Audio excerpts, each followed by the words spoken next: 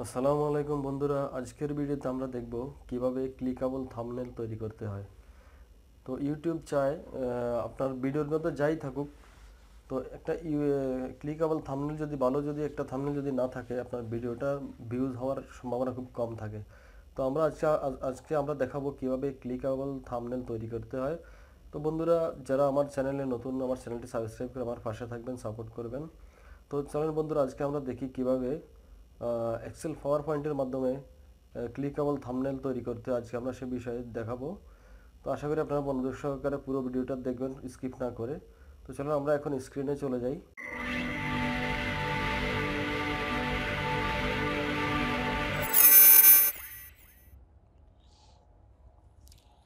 তো বন্ধুরা, আমরা এখন সরাসরি স্ক্রিনে চলে আসলাম। এখানে আমরা মাউসের রাইট ক্লিক করে প্রথমে আমরা নিউতে চলে যাব। নিউতে গিয়ে আমরা Excel PowerPoint, MS Office PowerPoint open করে নেব।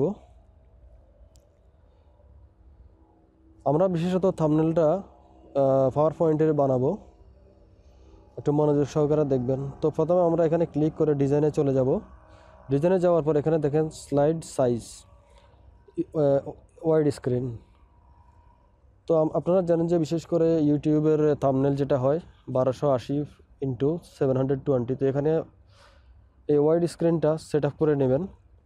যদি আপনার সেট আপ থাকে তাহলে তো হলে অন্য কোনো এমএস অফিস 10 অথবা এমএস অফিস 7 যদি থাকে সেক্ষেত্রে আপনাকে এখানে সেটিং করে নিতে হবে। যদি না থাকে উইন্ডোজ 10 হলে এমএস অফিস 365 হলে সেটিংটা বরাবর থাকবে, নাহলে আপনি সেটিং করে নেবেন এখানে। তো ওয়াইডিটিটা সেটিং করার পর আমরা এখানে এখন টাইটেলটা লিখব।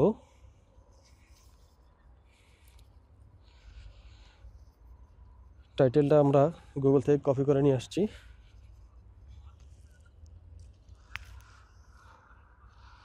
এখানে স্লাইডে আমরা পেস্ট করে দিচ্ছি।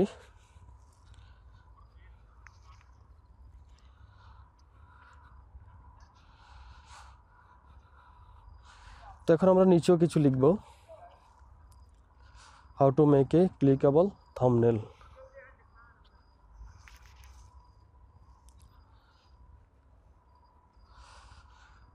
তো এটাকে আমরা একটু উপরে নিচে সরিয়ে নেব, যেহেতু এখানে আমাদেরকে কিছু ফটো অ্যাড করতে হবে। তো এটাকে এভাবে ধরে আমরা উপরে নিয়ে যাচ্ছি, একটু সাইড করে নিয়ে নেব।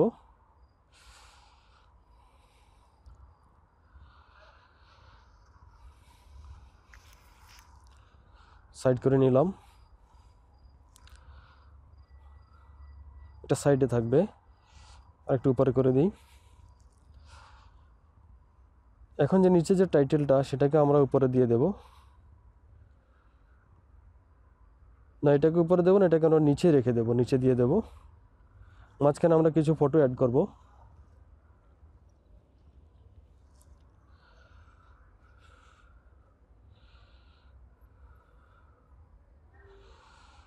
তো আমরা ইনসার্টে যাব। ইনসার্টে গিয়ে ফটোতে ক্লিক করার পরে, ফটো অপশানে ক্লিক করার পরে ওদেরকে সরাসরি ডেস্কটপে নিয়ে যাবে, অথবা আপনি যে ফাইলে ফটোটা রেখেছেন সে ফাইলে গিয়ে ফটোগুলো আপলোড করে নেবেন।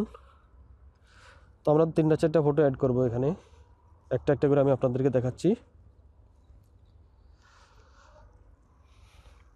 প্রথমে ইউটিউবের একটা থাম্বনেল দিলাম, ইউটিউব লগো।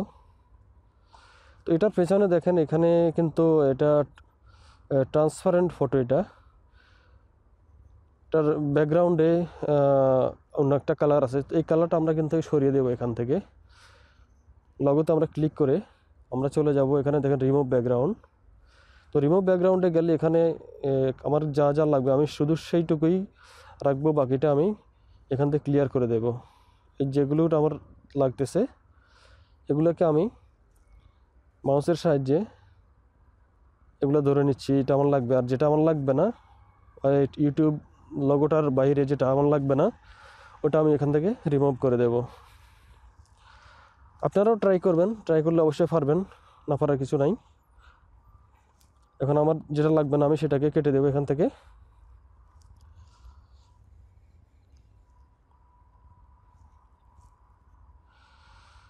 মনোযোগ সহকারে দেখেন, আপনারাও ট্রাই করলে পারবেন।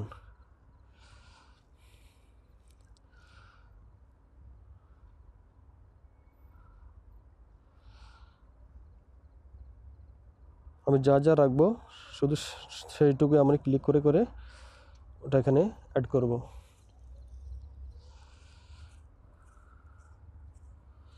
যেটুকু রিমুভ করার সেটাও আমি রিমুভ করব।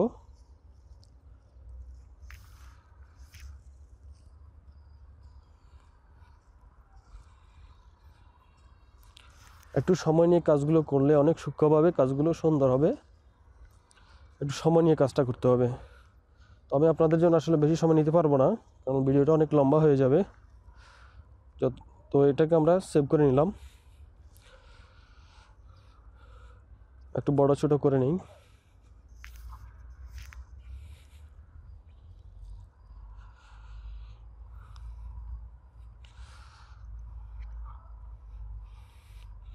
তো এটা এখানে এভাবেই সেভ করে দিলাম।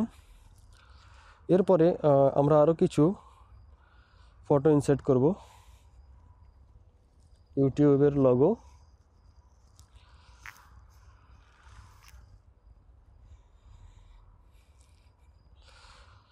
এটার ব্যাকগ্রাউন্ড লাগবে না, এটার ব্যাকগ্রাউন্ড কালার এটার সাথে ম্যাচ হয়ে গেছে আমার ব্যাকগ্রাউন্ডের সাথে। আমি যদি ব্যাকগ্রাউন্ড কালার করতে যাই তো সেখানে কিন্তু এটা আবার চেঞ্জ করা লাগবে। তো যেহেতু আমার ব্যাকগ্রাউন্ডটা সাদা, এই ক্ষেত্রে লাগবে না এখানে। এটাকে আমি একটু সাইজ করে সেন্টার বসিয়ে দেব।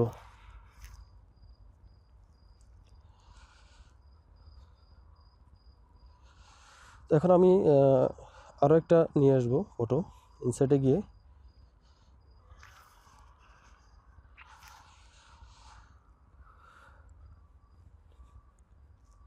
এটা আগেটাই চলে আসছে, এটা রিমুভ করে দিচ্ছি, আরেকটা নিয়ে আসবো।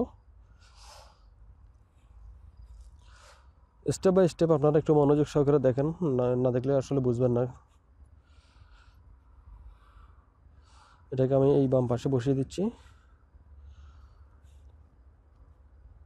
এটাকে বাম পাশে দেবো না, আসলে এখানে একটা ফটো দিতে হবে।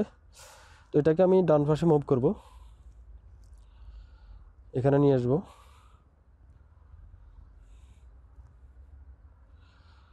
এটাকে এখানেই ডান পাশে এটা সেটিং করে দিচ্ছি।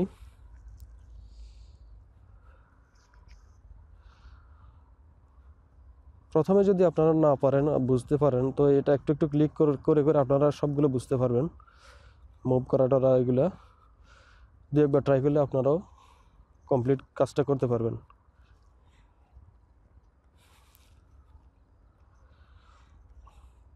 এখন আমি আরেকটা ফটো অ্যাড করব, যেটা আমার নিজের ফটো।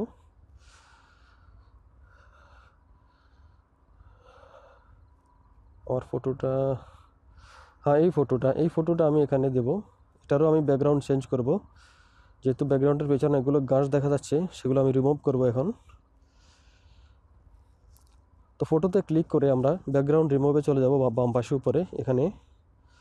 এখানে আমার যা যা লাগবে সেটাই আমি রাখবো, যা যা লাগবে না তা আমি এখান থেকে রিমুভ করে দেব।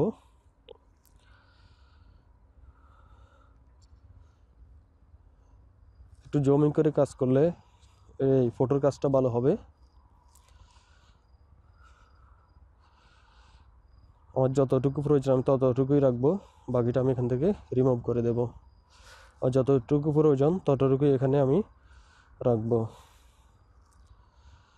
এগুলো আস্তে আস্তে কাজগুলো করে নেবেন, ট্রাই করলে আপনারা পারবেন, না বোঝার কিছু না। এখানে যেখানে একটু বেশি চলে গেছে সেখানে আমরা কমিয়ে ফেলবো, যেখানে একটু কম হয়েছে সেখানে আমরা একটু বাড়তি করে নেব।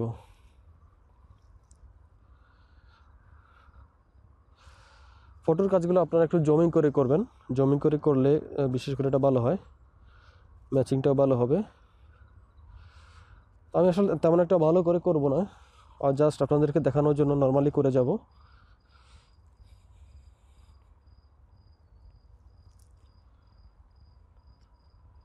আপনারা একটু সময় নিয়ে কাজগুলো করবেন, জিনিসটা দেখতে সুন্দর হবে।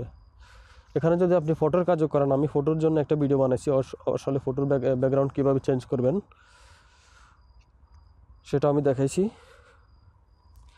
তো থাম্বনেলের ক্ষেত্রেও আপনি ফটো যদি লাগান, আপনার নিজের ফটো, এভাবে আপনি ফটোর কাজ করে নিতে পারবেন। একটু সময় লাগলেও যখন যে ফটো রাখবেন সেই ফটো এখানে আপনি ব্যাকগ্রাউন্ড চেঞ্জ করতে পারবেন।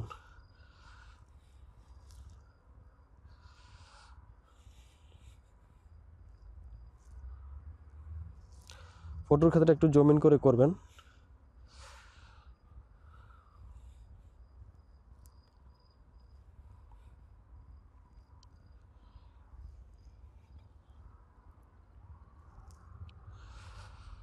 আমরা ফটোর কাজটা শেষ করে নেই। তো এটা হয়ে গেছে আমাদের ফটোটা, আপাতত আপনাদেরকে জাস্ট দেখানোর জন্যই। আরও ভালো কোয়ালিটির ফটো হলে আরও বেশি ভালো হয়। মোটামুটি আমাদের থাম্বনেলটা রেডি হয়ে যাচ্ছে। ফটোটা আপনারা সাইজ মতো বসায় দেন।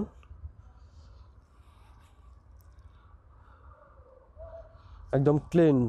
ভিডিওর যদি থাম্বনেল ক্লিন না হয়, ভিডিওতে মানুষ ক্লিক করবে না। আপনার ভিডিওর ভিতরে যদি যাই কিছুই থাকে, যদি থাম্বনেল যদি ভালো না হয়, তো ভিডিও আসলে পাবলিক দেখে না।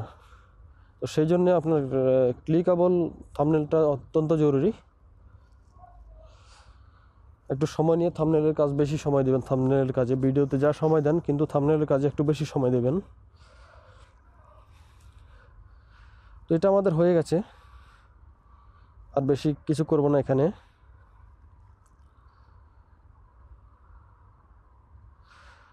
তো এই লোগোটারে আমরা দেখি একটু বড় ছোটো করা যায় কিনা। আমরা এখন এগুলোকে একটু বোল্ড করে দেব, রাইটিংগুলো। নিচের টাইটেলটাকে একটু বোল্ড করে দেব। বোল্ড করে দিলে আপনার টাইটেলটা সুন্দর করে মানুষের চোখে লাগবে, যা দেখতে ভালো দেখা যায়।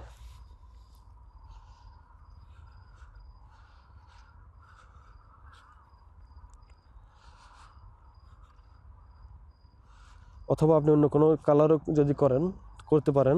তো যেহেতু এখানে আমার ব্যাকগ্রাউন্ডটা সাদা, হোয়াইট কালারের, তো সাদা ব্যাকগ্রাউন্ডে আপনি কালো কালো রাইটিংটা দিবেন। ব্ল্যাক কালারটা চুজ করবেন সব সময়, কারণ সাদার ভিতরে কালো অনেক সুন্দর দেখা যায়।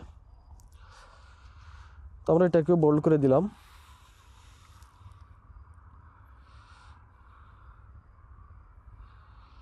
একটু এদিকে নিয়ে আসি। বন্ধুরা, আপনারা আর একটু সময় নিয়ে কাজগুলো করবেন বুঝে শুনে। আমি এই লোগোটাকে দেখি আর একটু বড় করা যায় কিনা।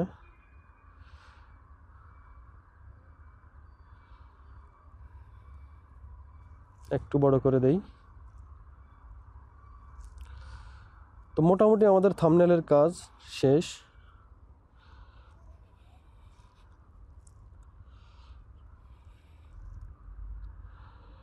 তো এখন আমরা এটাকে সেভ করে নেব। সেভ অ্যাসে চলে যাবেন।